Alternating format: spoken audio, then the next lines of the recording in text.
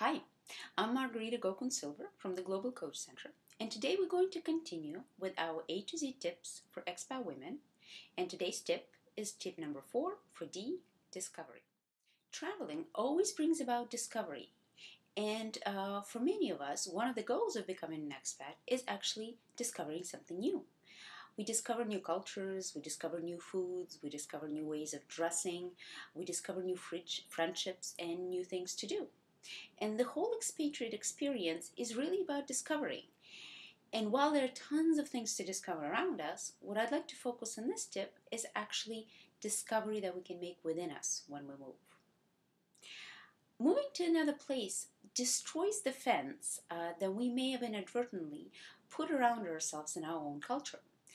Messages that we heard growing up instilled a certain thinking in our heads about who we ought to be and what's expected of us. Once we move, though, those messages are no longer there, and they're not loud. And so we find freedom. Freedom to dare to be who we really are, and freedom to discover or rediscover that.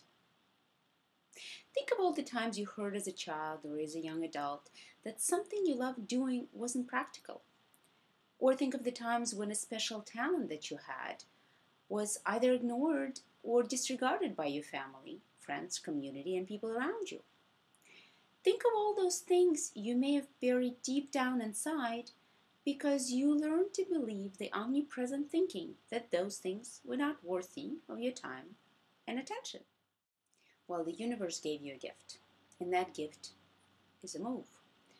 So you're now outside of your habitual environment and outside of that thinking.